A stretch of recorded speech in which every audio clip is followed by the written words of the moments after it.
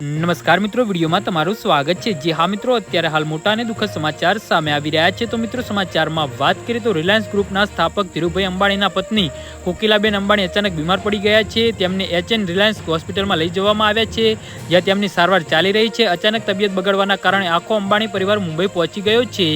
જે હા મિત્રો, અત્યારે હાલ મોટા અને દુઃખદ સમાચાર સામે આવી રહ્યા છે।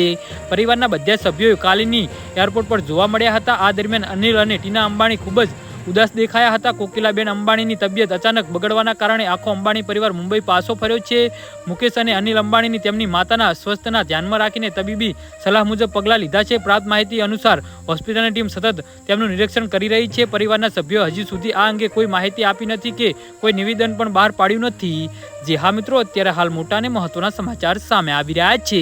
તો મિત્રો, સમાચારમાં વધુ વિગતવાર વાત કરીએ તો પરંતુ પરિવારના નજીકના લોકોએ પુષ્ટિ આપી છે કે તેમની સારી સંભાળ રાખવામાં આવી રહી છે। 24 ફેબ્રુઆરી 1974ના રોજ ગુજરાતના જામનગરમાં જન્મેલા કોકિલાબેન અંબાણીનો 1995માં ધીરુભાઈ અંબાણી સાથે લગ્ન કર્યા હતા।